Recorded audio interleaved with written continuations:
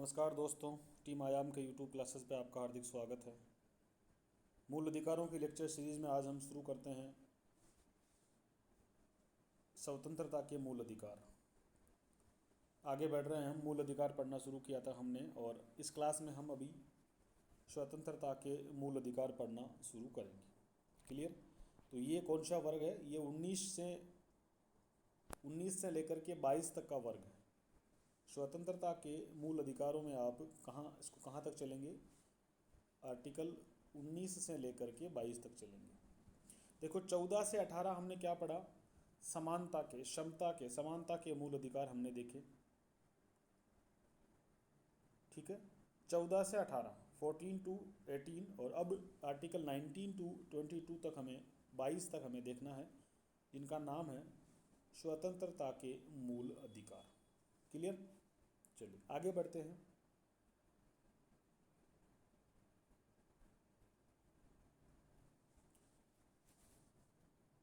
19, 20, 21, 22 article, एक minute लिख देते हैं। आर्टिकल 19, 20, 21 और 22, ये चार अनुच्छेद आपको, ये चार प्रकार के मूल अधिकार है, ये आपको किस में पढ़ने हैं? स्वतंत्रता के मूल अधिकार में पढ़ना है। कोई कहे कि आर्टिकल 19 क्या है, आप कहोगे बिल्कुल स्वतंत्रता के मूल अधिकार के भाग में है। आर्टिकल 20 क्या है, इसके बारे में डिटेल और कुछ आएगी, लेकिन आपको मेन बेसिक हेडिंग क्या रखनी है, कौन से वर्ग में इसको डाला गया है। अभी एक जो रीट का पेपर हुआ कल, उसमें पूछा गया, खतरनाक सवाल था, कई लोग फिसल गए, कई लोग, और वो जल्दबाजी के कारण फिसले। सवाल बड़ा बच्चों वाला था, लेकिन सिर्फ और सिर्फ जल्दबाजी और अनदेखी करने के कारण फिसल गए। अभी एग्जाम्पल बताऊंगा बोल के मैं आपको, रीट के पेपर में आया है।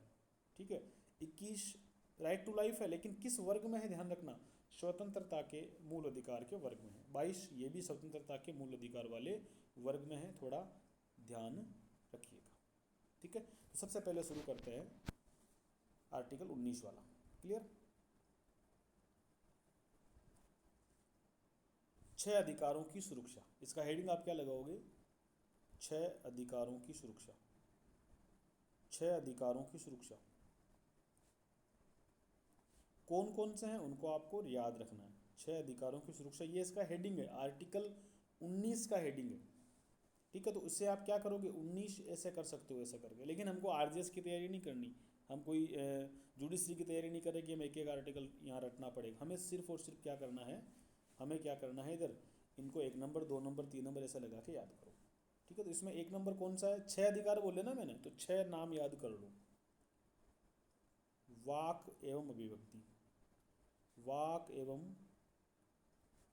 सिर्फ और सिर्फ 6 नाम आपको याद करने, इनके बारे में हल्की फुल्की जानकारी लिख लेंगे।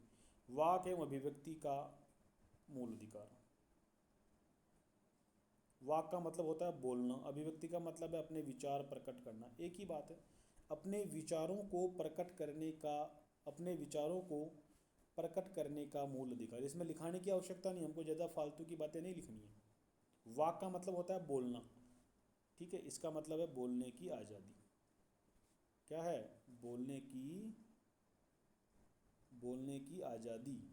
आपको अपनी बात रखने की आज़ादी है, वो चाहे कहीं पर भी रखें आप। अपनी फेसबुक आईडी पे जब आप लिखते हैं, अपने इंस्टाग्राम पे कोई वीडियो बनाते हैं, किसी मंच पर खड़े होकर अपनी बात कहते हैं, या कोई अखबार में अपना कॉलम लिखते हैं, अपनी कोई किताब लिखते हैं, अपनी कोई पोस्ट लिखते हैं, अपने व्हाट्सएप में स्टेटस लगाते हैं, है ना, आप किसी पार्टी के खिलाफ बोलते हैं, किसी विचारधारा के खिलाफ बोलते हैं, ये सब आपकी बोलने की आज़ादी है, और भारत में से एक खूबसूरत अधिकार हमको दिया गया है। क्लियर? कहीं पर भी जोड़ लो इसको आप, इससे प्रेस की स्वतंत्रता वो भी इसी के अंदर आ जाएगी। ये सवाल बहुत बार पूछा गया, प्रेस की स्वतंत्रता निम्नलिखित में से कौन सा मूल अधिकार है? तो प्रेस की मतलब अखबार की आज़ादी। अखबार अपने हिसाब से कई बार कुछ लिख देता है, तो वो उसकी आज़ादी है।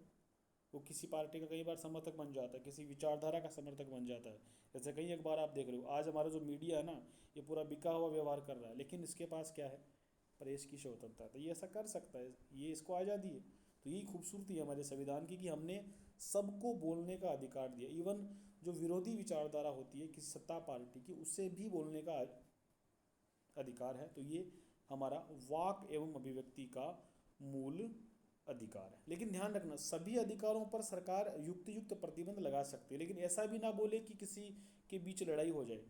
कई नेता अपने धार्मिक आधार पर दो जातियों को लड़ाने का या दो धर्मों को लड़ाने का जैसी स्पीच देते हैं, है ना, गलत बोल जाते हैं चुनाव के समय। तो ऐसा नहीं बोलना। ऐसा बोलने से वो आपकी मतलब कानून आप पर ऐसा जो है आरोप के आप पर ऐसा प्रतिबंध लगा सकता है कि आप ऐसा नहीं बोल सकते। लेकिन एक मतलब अपनी बात पहुंचाना एक संयमित भाषा में संयमित तरीके से, अनैतिक नहीं होना चाहिए, ठीक है ना।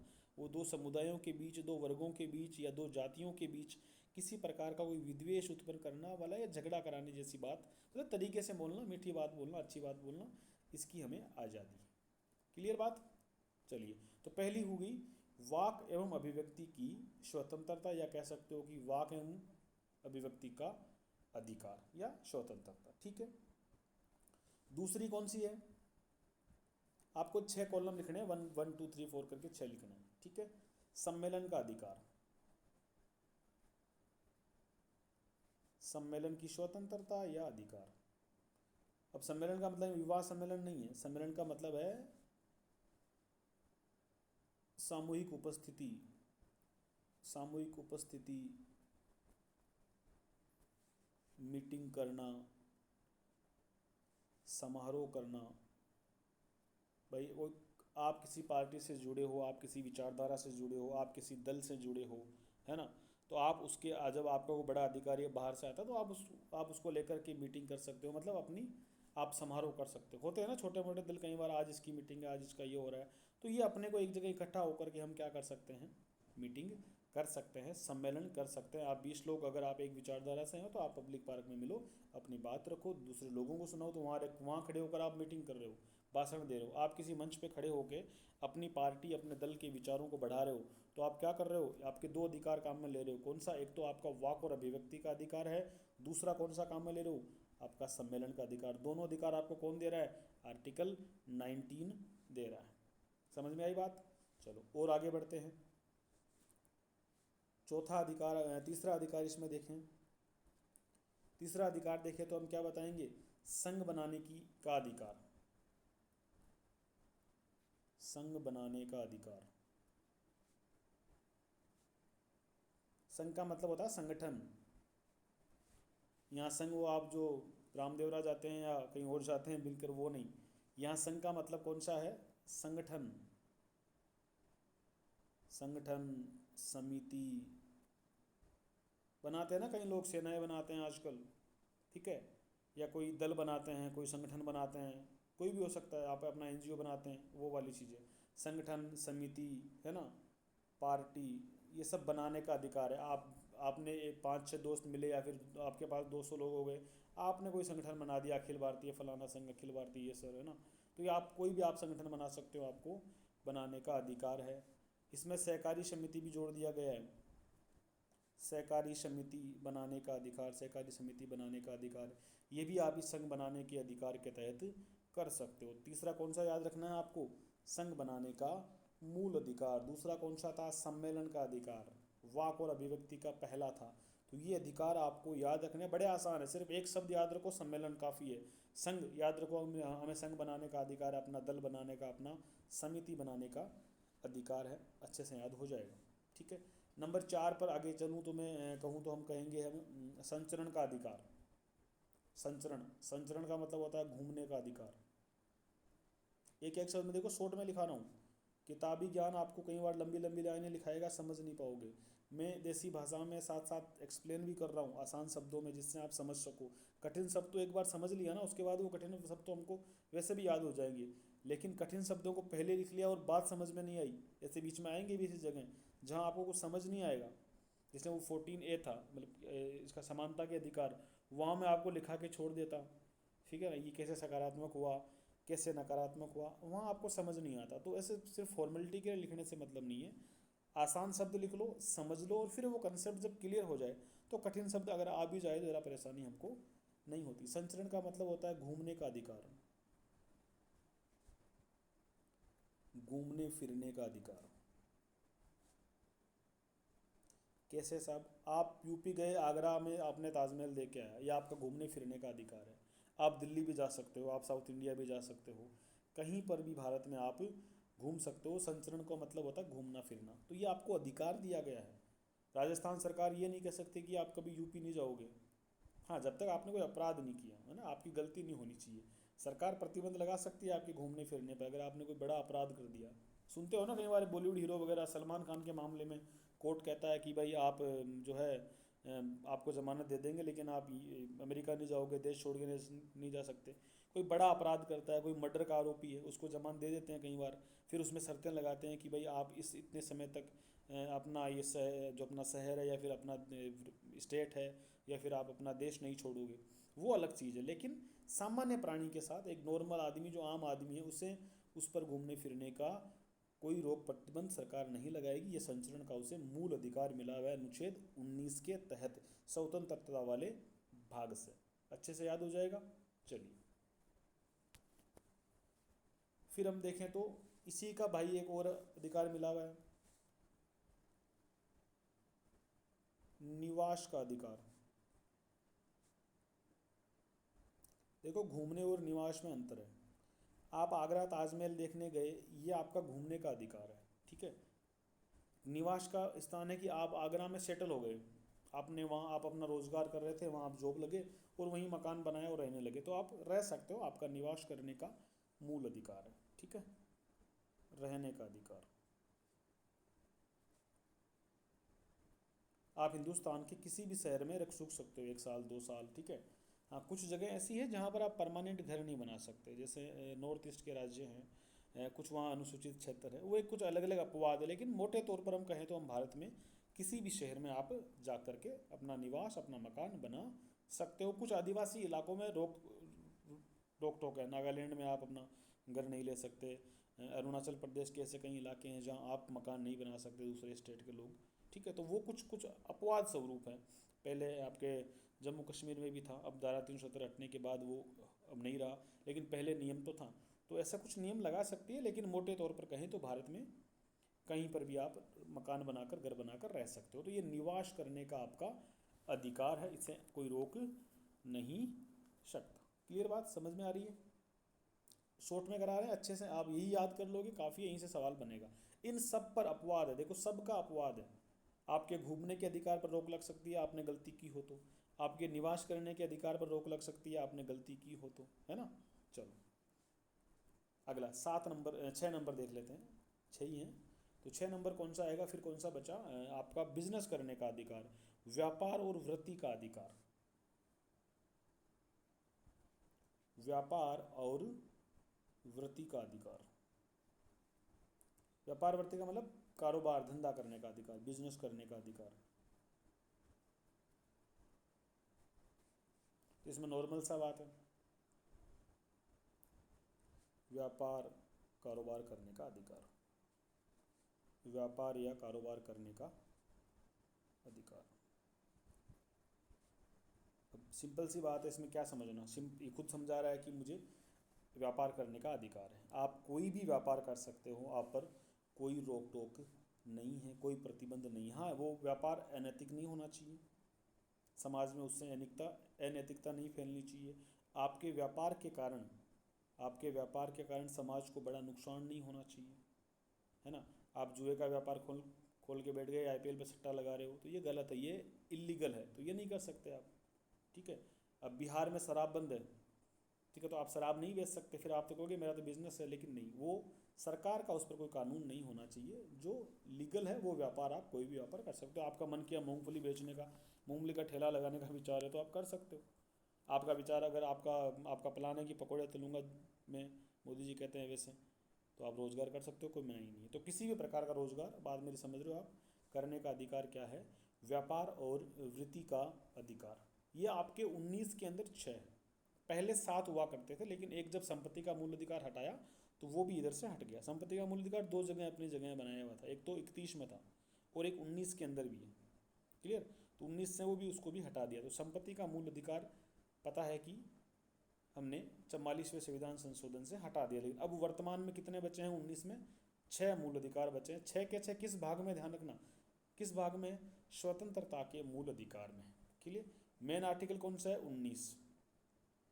मेन आर्टिकल कौन सा है? 19। अगर आपसे पूछे कि व्यापार और वृत्ति का मूल अधिकार किस अनुच्छेद के तहत है, तो आप 20 22 23 मत कर देना, कौन सा है? 19 के अंदर। कोई पूछे कि संचरण का अधिकार, घूमने फिरने का अधिकार किस आर्टिकल के तहत है? 19। ठीक है, तो ये आर्टिकल हमको याद हुए। इसके आगे चलें हम देखें तो इसके बाद हमें कौन सा अनुच्छेद देखना है, इसके बाद हम देखेंगे 19 पढ़ लिया, 19 के बाद हम करेंगे जो आर्टिकल हमें याद करना है वो होगा 20। 19 के बाद कौन सा आर्टिकल हो सकता है? आर्टिकल पढ़ेंगे हम 20 पढ़ेंगे। 20 क्या बात करता है इसको समझ, थोड़ा इसमें हमको समझना है, चीज़ों को अच्छे से पढ़ना है। कई बार यहाँ से गलती हो जाती है और आर्टिकल याद रखने में गलती हो जाती है। ठीक है, जब मैं भी शुरू में मैंने पढ़ा तो मैं खुद काफ़ी गलतियाँ करता था इस वाले आर्टिकल के साथ। 20 और 22 में मेरी गलतियाँ खूब रही है, तो थोड़ा ध्यान रखेंगे। सिर्फ याद करना है कि 20 किसके बारे में बात करना और डिटेल थोड़ा सा अंदर क्या बात करना वो आपको समझना है। ठीक है, तो आर्टिकल 20 याद करेंगे। कौन सा सेक्शन पढ़ रहे हैं? स्वतंत्रता का मूल अधिकार। कौन सा पढ़ रहे हैं हम? स्वतंत्रता का मूल अधिकार पढ़ रहे हैं। आर्टिकल कौन सा है? 19 पढ़ लिया, अब कौन सा है? आर्टिकल 20 हम पढ़ रहे हैं। अपराध के लिए दोष सिद्धि के संबंध में संरक्षण। क्या नाम है? अपराध के लिए, लिखिए, अपराध के लिए दोष सिद्धि के संबंध में संरक्षण। दोष सिद्धि के संबंध में संरक्षण। अच्छे से हेडिंग लगाओ, संबंध में संरक्षण, ये हमको याद रखना। अपराध के लिए दोष सिद्धि के संबंध में संरक्षण हमको याद करना। क्या मतलब होता है इससे? आर्टिकल 20 क्या कहता है आपसे कि किसी व्यक्ति ने कोई अपराध किया है तो उस अपराधी के संबंध में भी उसे कुछ राइट है। क्या है? अपराधी के लिए भी कुछ राइट। अगर आपने कोई गलत काम कर दिया तब भी आपके कुछ मूल अधिकार है, इस बात को याद करना।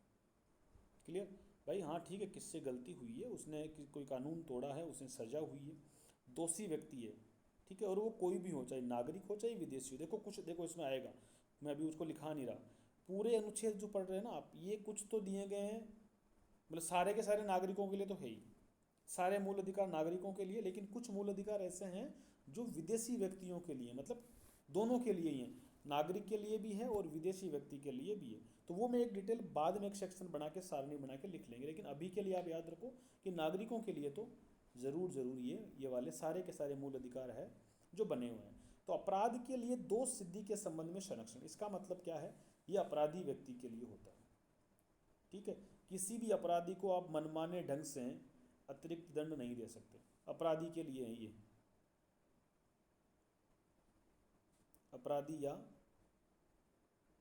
दोषी व्यक्ति को संरक्षण मिलता है इससे, व्यक्ति के लिए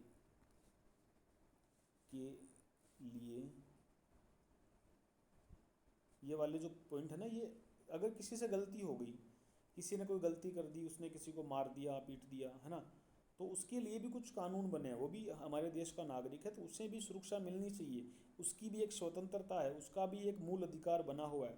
तो आपसे पूछ लेगा कि दोषी व्यक्ति के लिए कौन से मूल अधिकार है, तो आप इससे निकाल सकते हो कि अनुच्छेद 20 जो है ना, वो किसी दोषी व्यक्ति के लिए कुछ मूल अधिकार है, उसके खिलाफ भी आप मनमाने तरीके से डील उसको नहीं कर सकते। तो कौन कौन से अधिकार है? 3 अवधारणाएं हैं, 3 अधिकार यहाँ पर दिए गए हैं, ध्यान रखना। 3 अधिकार, 3 बातें यहाँ पर कही गई है। पहली बात कौन सी कही गई है? कोई पूर्व पद प्रभाव कानून यहाँ पर नहीं होगा, कोई पूर्व पद प्रभाव लागू नहीं होगा। क्या लिखेंगे? कोई पूर्व पद प्रभाव कानून नहीं होगा, कोई पूर्व पद प्रभाव कानून नहीं। बात का मतलब समझो, देखो शब्दों से आपको समझ में बिल्कुल भी नहीं आएगा। अगर यहाँ से मैं आपको समझाने, अगर इसे आप खुद समझना चाहे इस केवल शब्द से, तो आपको समझ में नहीं आएगा, बिल्कुल भी आपको समझ में नहीं आना पक्की बात है ये। लेकिन समझोगे, इसको आसान शब्दों में लिखूंगा मैं भी, तो आपको समझ में ज़रूर आएगा। क्लियर? कोई पूर्व पद प्रभाव कानून प्रभावी नहीं होगा या लागू नहीं होगा। इसका मतलब क्या होता है, जो अपराध आपने जिस दिन किया उस दिन उसके संबंध में क्या सजा है, आपको वही सजा होगी। ठीक है, जब तक उसमें ऐसा कोई दूसरा, जैसे मान लो आपने आज अपराध किया, ठीक है, आपने आज अपराध कर दिया, उस दिन उस अपराध की सज़ा क्या थी, वही सज़ा आपको मिलेगी। ऐसा नहीं कि आपने जो है अपराध कुछ किया और उसके 5 दिन बाद सरकार उस अपराध की सज़ा को कुछ ज़्यादा कर रही है, तो आपको वो ज़्यादा वाली सज़ा नहीं मिलेगी। कोई भी व्यक्ति किसी व्यक्ति अपराध के लिए तब तक उसको सिद्ध दोष नहीं ठहराया जाएगा जब तक कि उसने ऐसा कार्य करने के समय, जिस दिन उसने काम किया था, उस दिन अपराध के रूप में वो हो। मतलब कोई ऐसा काम है, जैसे मान के चलो आज की तारीख में है, आज की तारीख में राजस्थान में जो है शराब है ना, जो लाइसेंस शुदा शराब है वो बेचना अपराध नहीं है भाई। यहाँ शराब बैन नहीं है, और जिसके पास शराब बेचने का लाइसेंस है वो आज अपराधी नहीं है, वो बेच सकता है जिसके पास लाइसेंस है, जिसके नीलामी में दुकान खुली है। लेकिन अगले साल अगर सरकार उसको क्या कर दें, बैन कर दें, उसको बैन कर दे, अगले साल जब कोई पकड़ा जाएगा तो उसको तब, जिस दिन आज कोई शराब बेचता हुआ पकड़ा जाता था, आज उसको कोई सज़ा नहीं होगी। क्यों? क्योंकि आज वो लीगल है, आज उसके बारे में कोई सज़ा नहीं है। क्लियर? जैसे बात को समझो, बात को यूँ समझो कि ये आप लोग क्रिप्टो करेंसी का मैटर देखते हो ना, क्रिप्टो करेंसी ये बिटकॉइन वगैरह है। आज की तारीख में तो हम लोग लगाते हैं, पैसे कमाते हैं, उसमें लगाते हैं। हमने देखा कि कई सारे ऐप चल रहे हैं।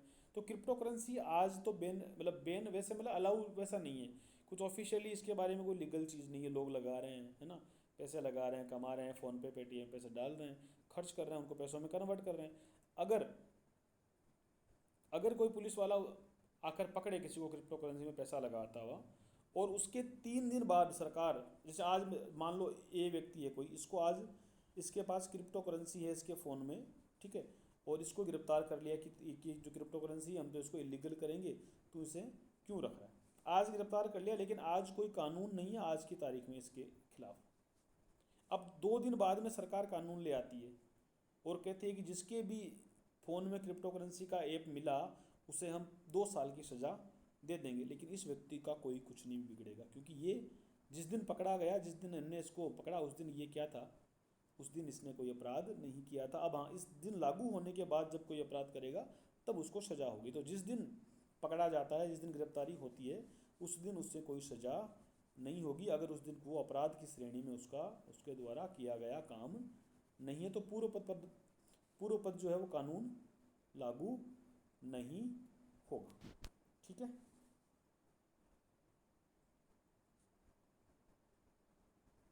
कार्य करने के समय वह कार्य करने के समय वह कार्य यदि अपराध की श्रेणी में नहीं है, आसान भाषा में लिख लो ताकि समझने में दिक्कत ना आए। कार्य करने के समय वह कार्य अपराध की श्रेणी में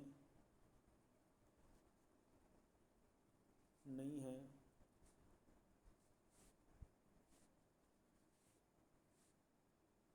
तो व्यक्ति को अपराधी नहीं ठहराया जाएगा।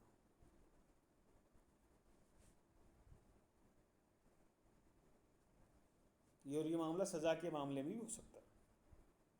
ठीक है, यानी कि किसी व्यक्ति को सज़ा देनी है ना, आपको अपराधी बनाना है, तो उसके कार्य को उस दिन वो अपराध के रूप में सूचित होना चाहिए। अगर उस दिन वो अपराध का काम नहीं है तो हो सकता है व्यक्ति गलत हो, भाई कुछ काम अनैतिक भी होते हैं, ठीक है ना। कुछ को आप शक के आधार पर भी गिरफ्तार कर लो, लेकिन वो उसने अपराध किया ही नहीं, समझ गए बात को, तो उससे आप उसके तहत दोषी नहीं ठहराओगे। ये ऐसी बात कौन कहता है? ऐसी बात कहता है अपना आर्टिकल 20। क्लियर बात? चलिए आगे बढ़ते हैं। 20 में दूसरी बात क्या है? अनुच्छेद 20 की दूसरी बात क्या है? दोहरी क्षति नहीं, दोहरी क्षति नहीं। एक अपराध के लिए 2 सज़ा नहीं हो सकती। एक अपराध, और मैं इजिकल टू नोट कर रहा हूँ, 2 सज़ा नहीं हो सकती। एक अपराध के लिए एक ही सज़ा होगी, इस बात को याद रखिएगा। अभी मैं इसको जूम आउट कर दूंगा तो ठीक हो जाएगा। ये एक अपराध के लिए 2 सज़ा, 2 सज़ा नहीं, ये ऐसे कर लो, ठीक है ना। और इजिकल टू नोट का मतलब है बराबर नहीं है, मतलब एक अपराध के लिए दो सज़ा नहीं हो सकती, एक अपराध की एक ही सज़ा होगी।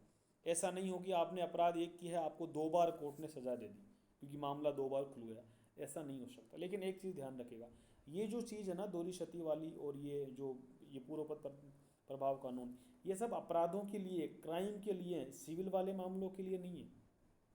सिविल वाले मामले कैसे टैक्स वाले मामलों में नहीं होती है, ये किस में अपराध में है, ठीक है, अपराध के मामलों में, सिविल मैटर में नहीं है। सिविल मैटर क्या होते हैं जिसमें खून खराबा नहीं होता, अपराध मामले, क्राइम जिसे आप जानते हो ना, क्राइम के मामले में ये वाले सारे इसमें आर्टिकल 20 आपको क्राइम में संरक्षण देता है, सिविल मामलों में नहीं देता, ध्यान रखना। अपराध के मामलों में आपको ये सुरक्षा मिली हुई है, सिविल मामले जो होते हैं ना उसमें आपको सुरक्षा नहीं है, ध्यान रखिएगा।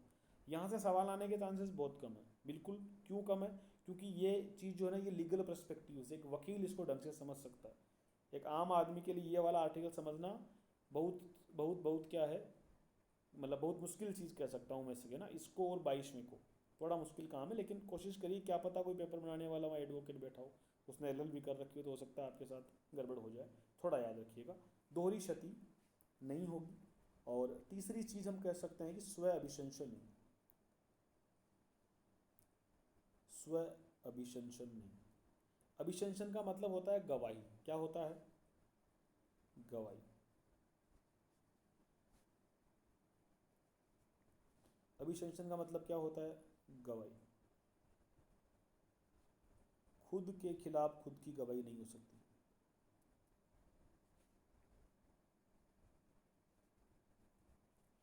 खुद के खिलाफ खुद की गवाही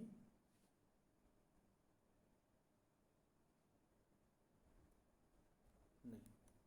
क्लियर बात? किसी व्यक्ति को इसलिए फोर्स नहीं करेंगे कि वो अपने खिलाफ बोल दे कि हाँ मैंने ऐसा किया, नहीं। आपको उसके संबंध में दूसरे साक्ष्य जुटाने होंगे। खुद के खिलाफ खुद की गवाही आप अपने विरुद्ध होने के लिए उसको बाध्य नहीं करोगे। गवाही, इसको ऐसे लिख लो, खुद के खिलाफ खुद की गवाही के लिए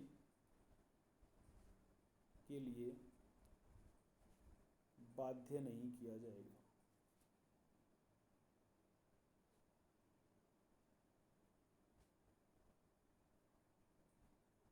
जैसे किसी व्यक्ति को मर्डर के आरोप में गिरफ्तार कर लिया और उसको पुलिस बोल रही है कि तू हाँ बोल दे, और वो बोल रहा है कि मैंने नहीं किया, पुलिस फिर बोल रही है कि तू हाँ बोल दे, तो ऐसा उसके साथ ज़बरदस्ती नहीं किया जाएगा। अगर उसने मर्डर किया है तो आप दूसरे एंगल से साबित करो। कई बार व्यक्ति खुद भी बोलता है लेकिन वो उसकी इच्छा है, लेकिन आप उसे, कोर्ट भी ना सरकार ना पुलिस उसे ये नहीं कहेगा कि तू कबूल कर, उसकी मर्जी है। उसको फोर्सफुली उसके दबाव बनाकर उसको अपने ही खिलाफ अपने अपराध को कबूल करने के लिए आप जो है जोर ज़बरदस्ती नहीं कर सकते। ऐसा नहीं कर सकते कि जाके कोर्ट में बोल कि तूने ही ऐसा काम किया।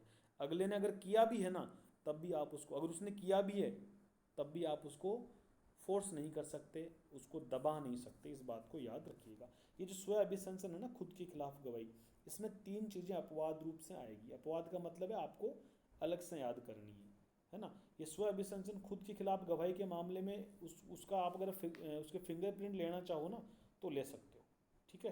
अंगूठे का निशान है ना, वो ले सकते हो, उसके जो उसके हस्ताक्षर है वो ले सकते हो, उसकी जो खून की जांच है, DNA रिपोर्ट चेक करते हैं ना, उसके लिए उसकी रिपोर्ट ले सकते हो। भौतिक विषयों के आवश्यक जो उत्पादन है, मान लो उसने उसका कोई कुछ चीज़ है, उसकी कोई डायरी है वो आप ले सकते हो, उसकी गाड़ी है वो आप उससे ले सकते हो, उसकी कोई घड़ी है, उसकी चेन है, उसके कपड़े हैं, क्योंकि वो साक्ष्य के रूप में पुलिस ले सकती है। लेकिन खुद को मुंह से बोल करके, ठीक है, वो उसके लिए उसे हम जो है उसको है हम दो फोर्स नहीं कर सकते, ठीक है। अपवाद देख लो इसके, मतलब किसी व्यक्ति को आप अपने खिलाफ खुद के खिलाफ गवाही देने के लिए नहीं उकसाओगे, उसको ज़बरदस्ती नहीं करोगे, लेकिन ज़बरदस्ती कर सकते हो। दो तीन जगह ऐसी है, उसे क्या कहोगे? एक तो क्या कहोगे? अंगूठे का निशान, फिंगरप्रिंट चाहिए ना, आपने कोई गलती करी, आपका कहीं फिंगरप्रिंट मैच, आप डीट के पेपर में आप किसी और की जगह बैठ गए, ठीक है ना, आप गलत कर रहे हो, धोखाधड़ी कर रहे हो, 420 कर रहे हो, ये क्या अपराध हो गया आपका। तो अब आपका क्या देगा? फिंगरप्रिंट तो लेना ही पड़ेगा ना साहब, ठीक है। आपने कोई क्राइम किया है, आपका खून जो है, जो ब्लड ग्रुप चेक करने की जरूरत पड़ रही है, तो वो खून की जांच होगी, खून की जांच होगी, ठीक है। किसी कागज़ पर आपने फर्जी साइन किए हैं तो आपके साइन भी फिर मिलाने पड़ेंगे। तो ये चीज़ तो आप इसमें ज़रूर जो है आपसे ली जा सकती है, तो ये उसमें नहीं आएगा, इसके अपवाद में। यहाँ आपको ज़ोर ज़बरदस्ती करके देनी ही पड़ेगी, कानून आपसे ऐसा करवा लेगा, इस बात को याद रखिएगा। ठीक है। भौतिक विषयों का जो है वस्तुओं का उत्पादन, वस्तुओं की शिनाख्त कर लो आप। इसमें उत्पादन आपको समझ में नहीं आएगा, शिनाख्त कर लो, भौतिक वस्तुओं की शिनाख्त, भौतिक शब्द लिख लो। ठीक है। जैसे आपने मान लो अपराध करने, पुलिस को शक है कि आपने अपराध करने में आपने अपना घर का चाकू काम में लिया, तो आपको घर वाले उस चाकू को कहाँ पड़ा है वो दिखाना पड़ेगा। वो अगर पुलिस को लगे कि आपकी मोटरसाइकिल भी उसमें काम आई थी, तो आपकी मोटरसाइकिल की वो जांच कर सकते हैं, आपको देनी पड़ेगी। इस प्रकार से आपको याद रखना है। ठीक है। किसी चीज़ की प्रदर्शनी, वही वापस इसी दूसरे की बात है, तो उसको याद रखिएगा। किसी वस्तु की प्रदर्शनी आपको करनी पड़ सकती है। अगर पुलिस कहें कि भाई वो चीज़ मुझे दिखाओ, तो आपको फिर उसमें आप मना नहीं करोगे, इसको आप याद रखिएगा। किसी वस्तु की प्रदर्शनी, ये थोड़ा और डीप हो गया, यहाँ से दिख जाएगा, उम्मीद करता हूँ मैं आपको ये। ठीक है। तो ये थोड़ा बड़ा हो गया है ना, चलिए जो भी है ठीक, आपको आप लिख तो लिया आपने। तो ये जो था, ये हमने देखा अपराध के संबंध में दोष सिद्धि का अधिकार। हमने, ज़्यादा बड़ा हो गया, इसको अगले पेज में ध्यान रखेंगे, इसका इतना लंबा नहीं करना। तो ये हमने किया। अब हम कर रहे हैं अनुच्छेद 21, 20 हो गया कंप्लीट। अब हम कर रहे हैं अनुच्छेद 21। 21 में क्या है? प्राण और दैहिक स्वतंत्रता। आर्टिकल 21 क्या है? प्राण और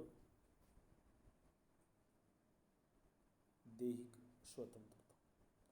स्वतंत्रता अधिकार इसमें यही कि समझो, प्राण और दैहिक स्वतंत्रता। आर्टिकल कौन सा है? 21। इसको अंग्रेजी में ज़्यादा फेमस नाम कौन सा है? राइट टू लाइफ, जीवन जीने का अधिकार।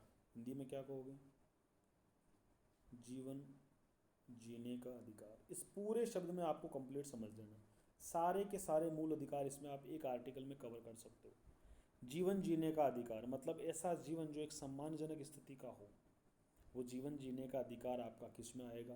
प्राण और दैहिक स्वतंत्रता के अधिकार में आएगा। आप कहेंगे कि आर्टिकल 21 के तहत आएगा। ठीक है। क्या है? 21 के तहत आएगा। यानी ये हुआ कि किसी भी व्यक्ति की उसके प्राण और दैहिक स्वतंत्रता को विधि द्वारा स्थापित प्रक्रिया के अनुसार ही मतलब उससे रोक सकते हैं, अन्यथा नहीं। इसकी हिंदी क्या होगी अगर लिखना चाहो इसको आप शब्दों में?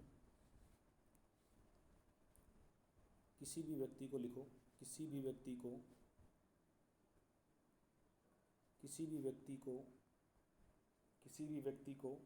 क्या है? किसी भी व्यक्ति को उसकी प्राण और दैहिक स्वतंत्रता से, प्राण और दैहिक स्वतंत्रता से, दैहिक स्वतंत्रता से विधि द्वारा स्थापित प्रक्रिया के अलावा, विधि द्वारा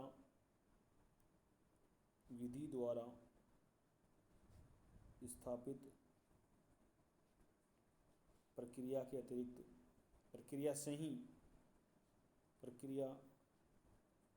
ही वंचित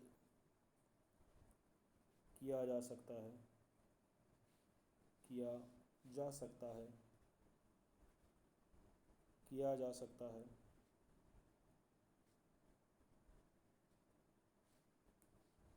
अन्यथा नहीं। इस वाली लाइन को ध्यान रखना। यानी कि किसी भी व्यक्ति को उसकी प्राण और दैहिक स्वतंत्रता से विधि द्वारा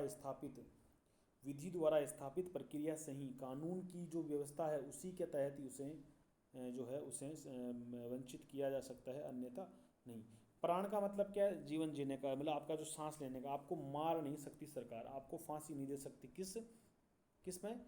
नॉर्मल सिचुएशन में। अगर आपने अपराध किया है, आपको सजा हुई है, वो अलग चीज़ है, लेकिन ऐसे सरकार किसी को मार नहीं सकती। अगर आपको ढंग से सांस नहीं आ रही है, तो ये आपकी प्राण और दैहिक स्वतंत्रता का उल्लंघन है। अगर सरकार की गलती की वजह से आपका जीवन खतरे में पड़ रहा है, अभी कोरोना के समय ऐसे मामले में एग्जाम्पल ले सकते हो आप। सरकार की लापरवाही से अगर किसी की जान जा रही है, किसी को सांस लेने में तकलीफ हो रही है, मतलब किसी के जीवन खतरे में पड़ गया है, तो वो सब क्या है, इसी आर्टिकल के तहत आप मांग सकते हो, कह सकते हो। प्राण और दैहिक स्वतंत्रता का अधिकार। ठीक है। विधि द्वारा स्थापित प्रक्रिया को ध्यान रखिएगा। विधि द्वारा स्थापित प्रक्रिया का मतलब क्या हुआ, उसका मतलब ये हुआ कि व्यक्ति को विधि द्वारा स्थापित प्रक्रिया से तो हम कर सकते हैं। ठीक है। जैसे किसी ने कोई गलती की है, किसी ने मर्डर किया और उसे फांसी की सजा दी गई, तो ये तो कानून ने लिखा है, स्थापित है हमारी विधि में कि जब किसी ने मर्डर किए हैं, कि कई लोगों को मार दिया है, तो ऐसे व्यक्ति को फांसी की सजा हो सकती है, तो उसका तो फिर प्राण छीना जाएगा, है ना। किसी व्यक्ति ने गलती की है, उसको जेल में डाल दिया, वो बोल रहे हैं मुझे वहाँ मच्छर काट रहे हैं, मेरे को ढंग से हवा नहीं आ रही है, गर्मी हो रही है, तो मेरी दैहिक स्वतंत्रता खतरे में पड़ गई है, मैं घूम नहीं सकता, है ना। लेकिन वो नहीं, क्योंकि वो विधि द्वारा स्थापित है, तरीका है, प्रक्रिया उसमें गया, लेकिन आम आदमी को संकट में नहीं डालेगी सरकार, ध्यान रखिए। इसके अंदर सारे अधिकार आगे देखो, आपका अच्छी हवा का अधिकार, शुद्ध हवा का अधिकार भी क्या है, इसी के तहत आएगा। भाई ढंग की हवा अगर आपको नहीं मिल रही है, तो क्या है, आपकी दैहिक स्वतंत्रता के खिलाफ है। प्राण तो नहीं जा रहे अचानक, लेकिन आपकी दैहिक स्वतंत्रता इससे खराब हो रही है, बात को समझो, है ना। और आपका विदेश यात्रा करने का अधिकार, ठीक है।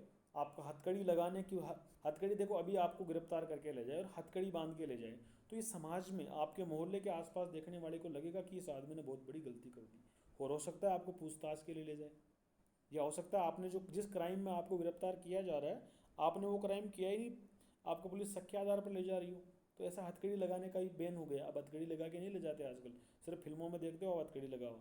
हथकड़ी लगा करके किसी दोषी व्यक्ति को जब पकड़ के ले जाते हैं, तो हथकड़ी नहीं लगाई जाती है। खुंखार अपराधी हो तो बात अलग है, गैंगस्टर टाइप हो तो अलग चीज़ है, लेकिन आम आदमी को हथकड़ी लगाकर नहीं ले जाया जाता, इस बात को याद रखिएगा। ठीक है। एक मेनका गांधी का केस याद कर लेना, यहाँ लिख रहा हूँ साइड में, मेनका गांधी का एक केस याद कर लेना।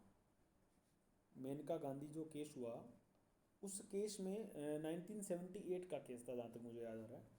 मेनका गांधी केस याद कर लीजिएगा। ठीक है, 1978 का केस था। ये इसी आर्टिकल से संबंधित है, आर्टिकल 21 राइट टू लाइफ से संबंधित है। ठीक है। कोर्ट ने क्या कहा था कि, पहले कोर्ट ने ये कहा था एक मामले में, गोपालन के मामले में, उसमें कोर्ट ने कहा था कि ये जो आर्टिकल 21 है, जो प्राण और दैहिक स्वतंत्रता का अधिकार है, जीवन जीने का अधिकार है, ये केवल विधि द्वारा स्थापित प्रक्रिया के से तो किया जा सकता है, लेकिन जो मनमानी कार्यवाही है केवल उसी के खिलाफ उपलब्ध है, विधानमंडल की कार्यवाही के खिलाफ उपलब्ध नहीं है। लेकिन मेनका गांधी केस में कोर्ट ने क्या कहा, अनुच्छेद 21 की सुरक्षा, इसको लिख लो, एग्जाम में सवाल आ जाएगा। ठीक है। अनुच्छेद 21 की सुरक्षा, मनमानी कार्यवाही और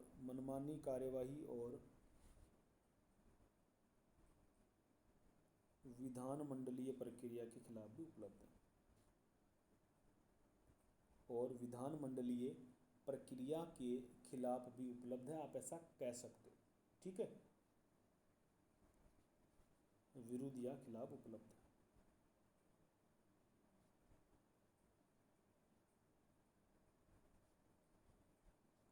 यानी कि आर्टिकल 21 की सुरक्षा जो है ना, पहले तो कोर्ट कहता था कि केवल मनमानी कार्यवाही, अगर कानून बना दिया ना तो फिर वो करना ही पड़ेगा, लेकिन अब क्या बोला है कोर्ट ने, कि बोला है कि कानून के साथ साथ अगर हमारे में लोग हैं संसद में बैठे हैं, अगर ये भी आपके खिलाफ कोई काम करते हैं तो तब भी आप कर सकते हो। तो ये थोड़ा मेनका गांधी केस को आर्टिकल 21 में याद जरूर रखिएगा। बाकी सारे अधिकार जब भी आपको अखबारों में पढ़ते हो चीज़ें मिलती रहेगी, सारे के सारे, आपका सोने का अधिकार, अच्छी हवा का अधिकार, अच्छे स्वास्थ्य का अधिकार, सरकार व्यवस्था करेगी कि आपका जीवन जो है वो खतरे में ना पड़े, स्वस्थ रहे, तो ये अधिकार भी आपको किससे मिला हुआ है, ये अधिकार भी आपको आर्टिकल 21 से मिला हुआ है।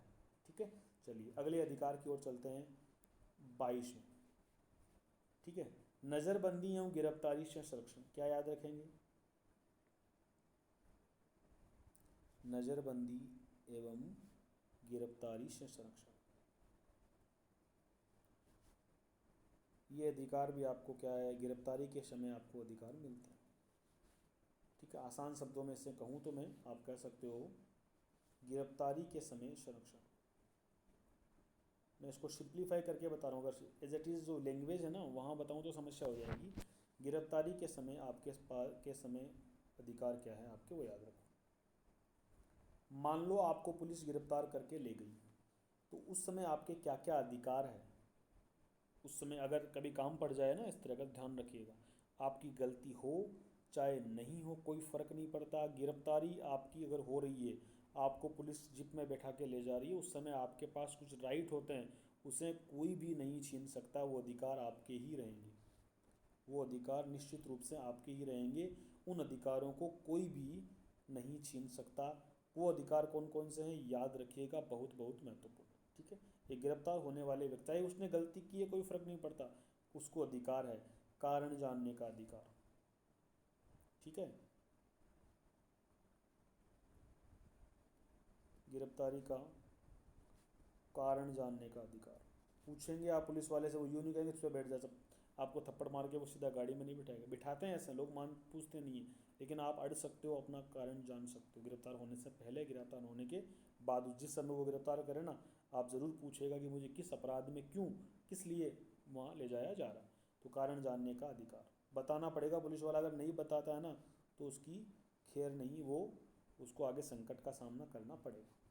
क्लियर। लेकिन लोग जागरूक कम है तो डर जाते हैं, नहीं पूछते, साफ साफ हाथ जोड़ते रहते हैं। क्लियर। दूसरा देखिए, ठीक है, वकील से परामर्श करने का अधिकार।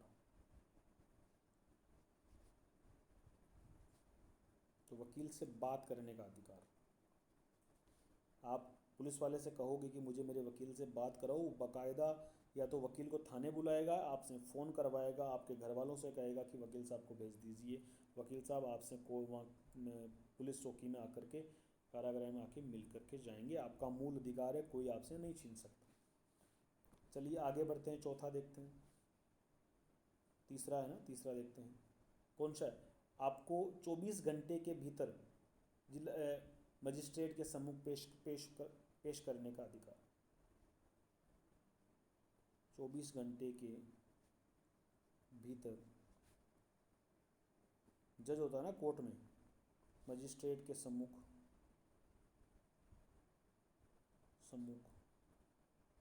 पेश करने का अधिकार।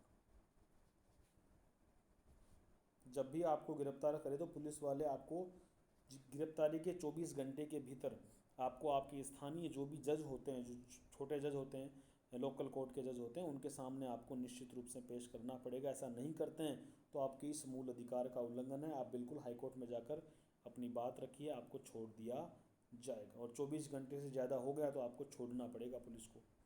या तो रखो मैं 24 घंटे वापस भेज दूँ, 2 घंटे बाद भेज दिया तो कोई दिक्कत नहीं है, 20 घंटे बाद भेज दिया तो कोई दिक्कत नहीं है, पूछताछ हो गई। लेकिन 24 घंटे से रखने की आवश्यकता है तो वो आपको क्या है, जज के सामने पेश करेंगे। जज साहब या तो आपको छोड़ देंगे या वापस पुलिस के पास भेज देंगे या फिर आपको जेल में भेज देंगे। 3 ऑप्शन जज साहब के पास होंगे। क्लियर बात। चलो अगला कौन सी सुरक्षा है, चौथी, ये बड़ी आसान सी है, याद रखनी है, ठीक है।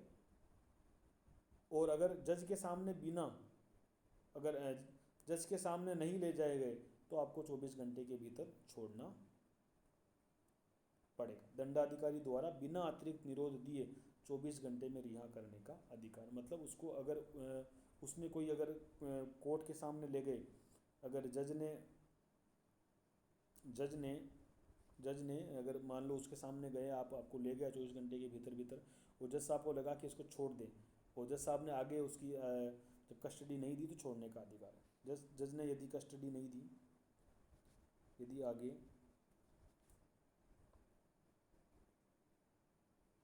कस्टडी नहीं दी तो रिहा करने का अधिकार।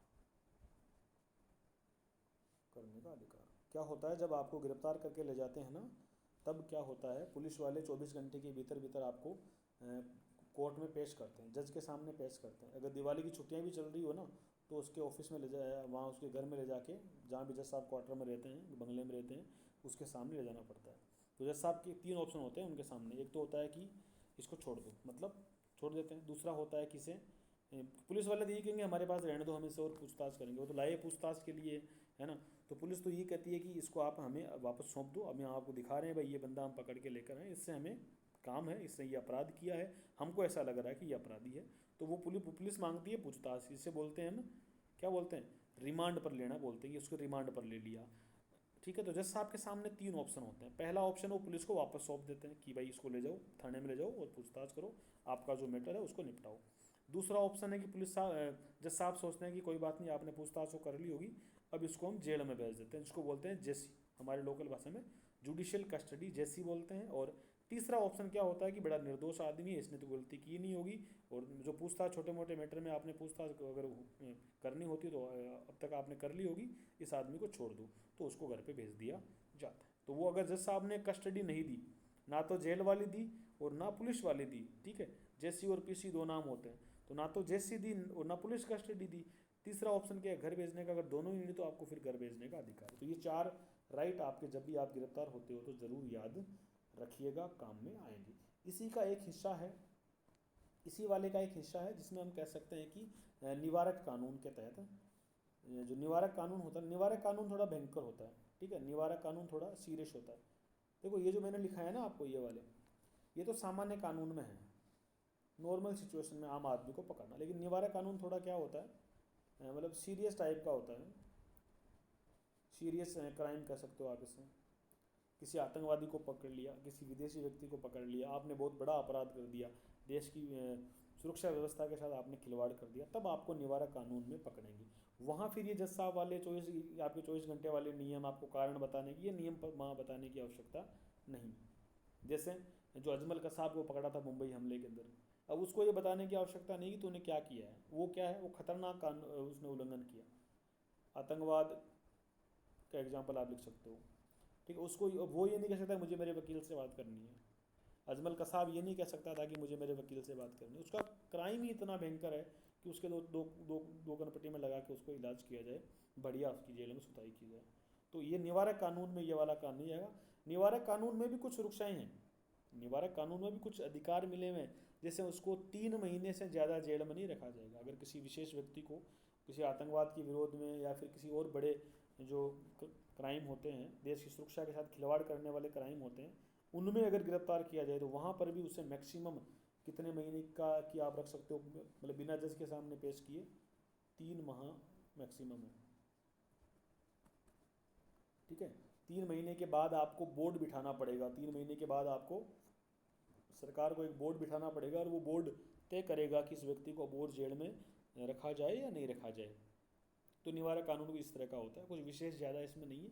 इतना याद करिए कि जो मैंने ये लिखा है ना, ये वाले, ये बहुत ज़्यादा महत्वपूर्ण है, काम में भी आते हैं और याद भी आपको ज़रूर रखना है। निवारक कानून में इतना रखो कि जो भयंकर क्राइम होते हैं ना, सीरियस प्रकार के होते हैं, है ना, जो सार्वजनिक सुरक्षा के विरुद्ध होते हैं, अपने पूरे देश के विरुद्ध होते हैं, ऐसे व्यक्तियों को वो होता है, तो उनको 3 महीने रख सकते हैं। 3 महीने के बाद एक कमेटी बनती है, वो कमेटी बोलती है कि भाई इसको रखें कि ना रखें, एक लंबी प्रक्रिया है, वो अलग से। लेकिन जो साधारण कानून है वो इन पर लागू नहीं होता, इस चीज़ को याद रखिएगा। तो ये हमने जो है मूल अधिकार का जो स्वतंत्रता वाला पार्ट है वो कंप्लीट किया।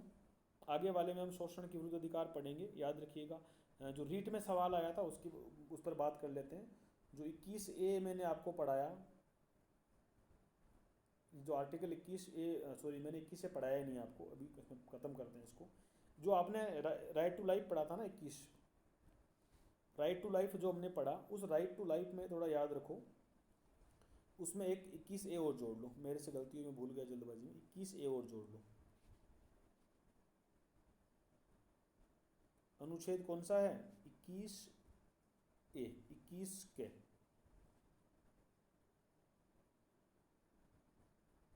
निशुल्क प्राथमिक शिक्षा का अधिकार,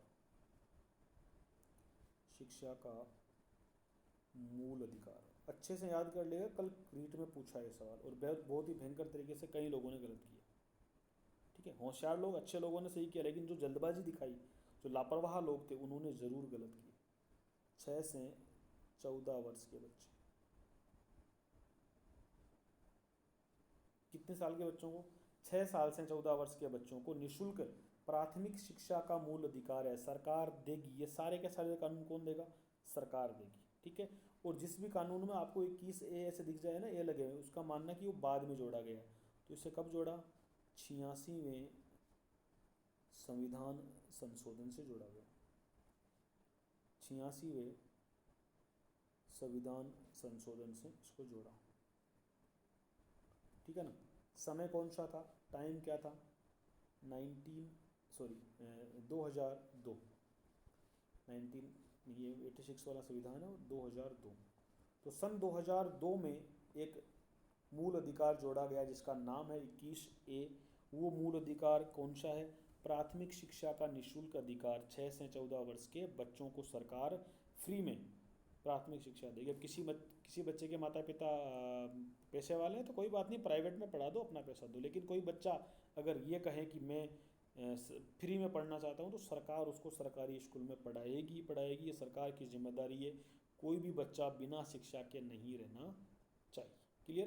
तो 21A ये प्राथमिक शिक्षा का अधिकार 21A में दिया गया है। अच्छे से याद रखिएगा। रीट में सवाल क्या आया था वो देखते हैं। ठीक है, मेरे पास उसका स्क्रीनशॉट वगैरह नहीं है, लेकिन मैं आपको बोल के बता सकता हूँ। सवाल यह था कि 86वें संविधान संशोधन 2002 द्वारा जोड़ा गया शिक्षा का प्राथमिक शिक्षा का मूल अधिकार निम्नलिखित में से किस मूल अधिकारों के किस संवर्ग में, किस प्रकार के किस वर्ग में शामिल है। तो देखो 21A है, तो हमने देखा कि 19, 20, 21, 22 ये चारों पार्ट जो है वो किस में आते हैं, ये स्वतंत्रता के अधिकार में आते हैं। तो सिंपल सी बात है, 21 का जब हिस्सा है, अगर 21 का हिस्सा है तो ये क्या है, ये स्वतंत्रता का ही मूल अधिकार हुआ ना। तो अब इसमें सी ऑप्शन जो था ना, उस सी ऑप्शन में लिखा हुआ था शिक्षा और संस्कृति का अधिकार। मेरे कई भाई यहाँ फिसल गए, है ना, वो स्वतंत्रता वाले भूल गए, उनको सी दिखा, सी में लिखा हुआ था शिक्षा और संस्कृति का अधिकार, टपाक से सी भर के आगे। लेकिन आंसर क्या था, ए था।